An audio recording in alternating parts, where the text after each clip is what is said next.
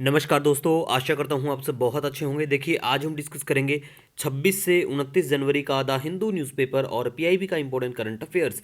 हमारा current affair दोनों भाषाओं में होता है, हिंदी इंग्लिश, और फ्री में पीडीएफ टेलीग्राम चैनल पे अवेलेबल होता है। और हमारा करंट अफेयर सभी एग्जाम के लिए काम का रहेगा, चाहे आपका वनडे एग्जाम हो, चाहे किसी भी राज्य का पीसीएस हो या यूपीएससी का कोई भी एग्जाम हो। देखिए, सबसे पहले बात करेंगे, देहरादून में 38वें राष्ट्रीय खेल होते हैं। ठीक है, तो कहाँ पे होते हैं? देहरादून में, और 38वें हैं, ये याद रखो। और 28 जनवरी से 14 फरवरी तक ये खेल होंगे। तो आप जहां जिस राज्य में खेल हो रहे हैं वहां के सीएम के बारे में, वहां का जो राज्यपाल है उसका नाम बिल्कुल पता होना चाहिए। उसके साथ साथ ये जो खेल हैं, ये इनकी शुरुआत होती है 1924 में। और स्वतंत्रता के बाद 1924 की अगर बात करें तो उस टाइम पे अनडिवाइडेड इंडिया, तो लाहौर में ये खेल होते हैं।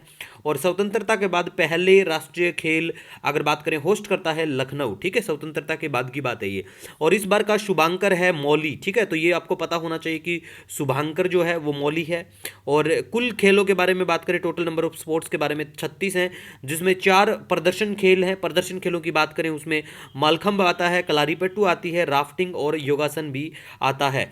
और इस बार का थीम है संकल्प से शिखर तक। तो ये बहुत बारीकी बातें हैं, ये सारी चीज़ें आपको बिल्कुल ध्यान रखनी है। इसके बाद गाइज हम बात करेंगे बहुभाषी शासन के लिए भाषिणी के साथ समझौता ज्ञापन पर हस्ताक्षर करने वाला त्रिपुरा पहला पूर्वोत्तर राज्य बनता है। ठीक है, और इसरो जो है श्रीहरिकोटा से ऐतिहासिक 100वें प्रक्षेपण के लिए तैयार है, GSLV F-15 मिशन। तो ये पता होना चाहिए, ऐसे हिस्टोरिकल जो मिशन होते हैं, है ना, वो कई बार डायरेक्ट पेपर में देखने को मिल जाते हैं, तो पता होना चाहिए। ठीक है, स्पेशली अगर बात करें डिफेंस के जो एग्जाम होते हैं उनमें तो पूछ ही लेते हैं। ठीक है गाइस, नेक्स्ट हम बात करेंगे आदि जनजाति के बारे में। देखो, आदि जनजाति के बारे में बात करें, इस जनजाति के लोग आपको अरुणाचल प्रदेश में देखने को मिलेंगे। नेक्स्ट अब हम बात करेंगे छंतरवा गणतंत्र दिवस के बारे में। इस बार का थीम होता है स्वर्णिम भारत, विरासत और विकास। और इस बार मुख्य अतिथि होते हैं इंडोनेशिया के राष्ट्रपति सुबियांतो। ठीक है, तो इंडोनेशिया के बारे में बेसिक इंफॉर्मेशन, जैसे कि राजधानी यहाँ की जकार्ता है, नुसांतारा जो नई है, और विश्व का सबसे बड़ा द्वीप समूह और द्वीप देश है। ठीक है, और दूसरा, विश्व में चौथा सबसे अधिक आबादी वाला देश है, और सबसे अधिक मुस्लिम आबादी यहाँ देखने को मिलेगी। और भारत की बहुत हर तरह से ये लोग सहायता को भी तैयार हैं। राष्ट्रपति का जो स्पीच था उसमें भी ये बताते हैं, और भारत के लिए हर तरह से जैसा संभव होगा करने के लिए तैयार। दूसरे जो रेस्पेक्टिव फील्ड्स हैं, जैसे कि ट्रेड हुआ, डिफेंस हुआ, और जो टाइज हैं, और भारत भी बिल्कुल इनकी पूरी तरह से हेल्प करता है। अब नेक्स्ट देखो, केरल के जो मन्नान समुदाय के आदिवासी राजा हैं जिनका नाम है रमन, वो भी शामिल होते हैं इस बार गणतंत्र दिवस में। तो ये बहुत अच्छी बात है, और ये पहली बार शामिल होते हैं, तो बहुत इंपॉर्टेंट पता होना चाहिए आपको इनके बारे में भी। ठीक है, अब बात करें तो देखो, वीरता पुरस्कार। वीरता पुरस्कार वर्ष में 2 बार दिए जाते हैं। इनके बारे में बाद में बात करेंगे, हमारे जो नेक्स्ट वीडियो के अंत से पहले बिल्कुल इनके बारे में बात करेंगे। पद्म पुरस्कार के बारे में भी बात करेंगे, इस बार कितने लोगों को ज्यादा दिया गया है पिक्चर के साथ में आपको दिखाएंगे। तो पद्म पुरस्कार की बात करें तो इस बार 139 है। पद्म भूषण सर्वोच्च जिसमें है, पद्म श्री है ना, पद्म अवार्ड्स जो होते हैं उनमें पद्म विभूषण जो है वो सर्वोच्च है, याद रखना। और देखो, बहुत इंपॉर्टेंट बात है कि गणतंत्र दिवस है, ठीक है, उस पर राष्ट्रपति के द्वारा ध्वज का अनावरण किया जाता है। और स्वतंत्रता दिवस जो है उस पर प्राइम मिनिस्टर ध्वज को नीचे से ऊपर की ओर फहराते हैं। बहुत इंपॉर्टेंट बारीकी बातें हैं, ध्यान रखना। ठीक है, इसके बाद में देखो, रोमेश थापर बनाम मद्रास राज्य, 1950 का ये केस आता है। ठीक है, और अनुच्छेद 19 कैपिटल अनुच्छेद 19 में क्लोज 1 और सब क्लोज की बात करें ए के तहत मुक्त भाषण की रक्षा, और सरकार ने 1951 में पहला संविधान संशोधन अधिनियम पेश किया था। नेक्स्ट बात करेंगे कुलीन तंत्र के बारे में, दैट इज ओलिगार्की। ठीक है, ये क्या है? देखो, ये चर्चा में देखने को मिली है, यूएस के इलेक्शन की बात चर्चा में आई, उस वजह से ये चर्चा में आया कि सरकार पर एक छोटे प्रभावशाली समूह का प्रभुत्व अगर होता है तो उस सरकार को फिर कुलीन तंत्र की संज्ञा नाम दिया जाता है ना। जैसे वर्ल्ड में अगर बात करें, मोनार्की भी होता है, अनार्की भी होता है, डिक्टेटरशिप भी होती है ना। तो ऐसे ही ये कुलीन तंत्र भी होता है, जिसमें एक छोटा समुदाय, मतलब स्पेसिफिकली एक यहाँ पे इनका डोमिनेशन देखने को मिलेगा आपको। ठीक है, नेक्स्ट बात करेंगे नामदफा राष्ट्रीय उद्यान के बारे में। ये उद्यान अरुणाचल प्रदेश में है, और ये विश्व का एकमात्र उद्यान है जिसमें चारों बड़ी बिल्लियां हैं, जैसे बाघ देखने को मिलेगा, तेंदुआ देखने को मिलेगा, हिम तेंदुआ और धूमिल तेंदुआ भी यहाँ बिल्कुल आपको देखने को मिल जाएगा।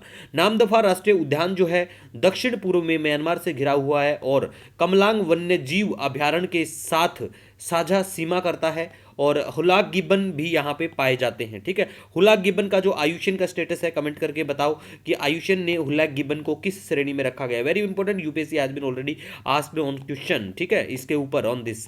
ठीक है, उसके बाद में M23 सशस्त्र समूह के बारे में बात करें तो इसे फुल फॉर्म की बात करें तो 23 मार्च आंदोलन के नाम से इसे जाना जाता है। ये पूर्वी लोकतांत्रिक गणराज्य कांगो में मुख्यतः उत्तरी किवू प्रांत में संचालित है। ठीक है, और नेक्स्ट, पृथ्वी शेखर ने ऑस्ट्रेलियाई बधिर टेनिस चैंपियनशिप में एकल खिताब जीत लिया है। उसके बाद में बात करेंगे हम यहाँ पे M मोहन इसरो के ध्रुव प्रमोदन प्रणाली केंद्र के प्रमुख होंगे। कौन से केंद्र के? जो केरल में है, जिसको वलियामाला के नाम से जानते हैं। ऐसे दो ध्रुव प्रमोदन प्रणाली जो है केंद्र, वो दो हैं, दो कैंपस हैं। एक तो वलियामाला है जो केरल में है और एक बेंगलुरु है, ठीक है, कर्नाटक में। तो ये पता होना चाहिए। और इसरो की बेसिक इंफॉर्मेशन इसरो के बारे में, जैसे ये भारतीय अंतरिक्ष अनुसंधान संगठन है, हेडक्वार्टर इसका बेंगलुरु में है और भारत का पहला उपग्रह ये लेके आता है आर्यभट्ट नाम से। और अंतरिक्ष कॉर्पोरेशन लिमिटेड है जो इसरो की मार्केटिंग शाखा है। ठीक है, और इसरो के जो अध्यक्ष हैं अभी की बात करें तो उनका नाम पता होना चाहिए। और एस्ट्रोसैट 2015 में लेके आया जाता है। मॉम जो है मंगलयान के नाम से, सॉरी, मॉम जो है मॉम 2013 में आता है। तो ये आपको पता होना चाहिए, क्योंकि कई बार ऐसा होता है क्रोनोलॉजिकल ऑर्डर में पूछ लेते हैं, सीक्वेंस में अरेंज करना कि पहले कौन सा मिशन आया उसके बाद में कौन से आया। तो आपको पता होना चाहिए चंद्रयान फर्स्ट 2008 में, चंद्रयान 2 2019 में आता है और चंद्रयान 3 2023 में आता है। और आदित्य L1 कब आता है? कमेंट सेक्शन में जरूर बताना आदित्य L1 कब लॉन्च किया गया था। लॉन्च डेट आपको बिल्कुल पता होना चाहिए। ठीक है, उसके बाद में हम बात करेंगे गुलेन बेरे सिंड्रोम के बारे में। ठीक है, ये एक स्वप्रतिरक्षी न्यूरोलॉजिकल विकार है। किसी भी उम्र के लोगों को ये बिल्कुल प्रभावित कर सकता है, स्पेशली वयस्कों और पुरुषों में अधिक आम, मतलब कॉमनली ये देखने को मिल जाता है सिंड्रोम। ठीक है, इसके बाद में हम बात करेंगे तीस्ता बांध। ये बांध आपको सिक्किम में नजर आएगा, ब्रह्मपुत्रा की दाहिनी तट पर प्रमुख सहायक नदी जो है। ठीक है, अब हम बात करते हैं कुछ पुरस्कार के बारे में। जैसे भारत के वीरता पुरस्कार की अगर बात करें, बाद में भी वीडियो के थोड़ा डिस्कशन होगा, पिक्चर से एक बार देख सकते हैं आप।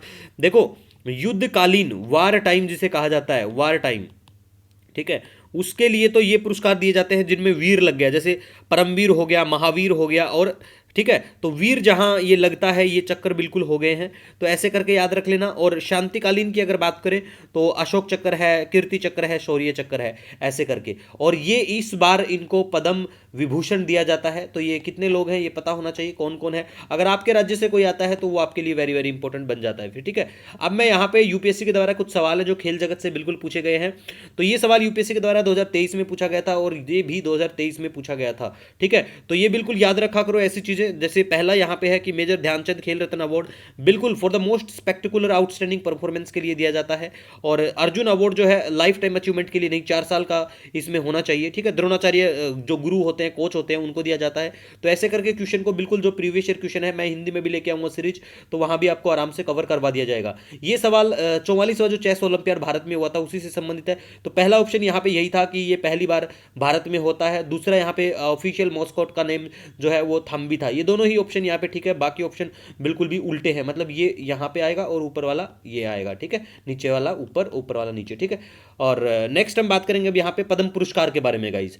देखो, पद्म पुरस्कार के बारे में बात करें तो ये भारत के सर्वोच्च नागरिक सम्मानों में से एक है। बिल्कुल, पद्म पुरस्कार 1954 में शुरुआत होती है, 3 श्रेणियों में दिया जाता है और प्रतिवर्ष गणतंत्र दिवस 26 जनवरी पर घोषणा होती है और भारत के राष्ट्रपति के द्वारा प्रस्तुत किया जाता है। बहुत इंपॉर्टेंट इंफॉर्मेशन है, ये आपको पता होना चाहिए। ठीक है, 3 श्रेणियों की बात करें इनकी तो जैसे पद्म विभूषण है, पद्म भूषण है और पद्म श्री है। ठीक है, और इस बार कुल 139, पहले हम ऑलरेडी बात कर चुके हैं, 139 पुरस्कार दिए गए हैं। ठीक है, और ये बिल्कुल कला, सामाजिक कार्य, सार्वजनिक मामले, विज्ञान, व्यापार, उद्योग, चिकित्सा, साहित्य, खेल, सिविल सेवा, इनके लिए दिया जाता है। अब बात करें अगर हम वीरता पुरस्कार के बारे में, ठीक है, सैन्य पुरस्कार, तो ये साल में 2 बार घोषणा की जाती है, गणतंत्र दिवस पर और स्वतंत्रता दिवस पर। ठीक है, और बिल्कुल मरणोपरांत भी प्रदान किए जा सकते हैं। अब अगर हम बात करें युद्धकालीन के बारे में, तो युद्धकालीन की शुरुआत होती है 26 जनवरी 1950 को इनकी शुरुआत होती है, जिसमें परमवीर, महावीर और वीर चक्र आते हैं। शांतिकालीन की बात करें तो इसकी शुरुआत 52 में होती है और इसका नाम बदला जाता है, वो कोई इशू नहीं है।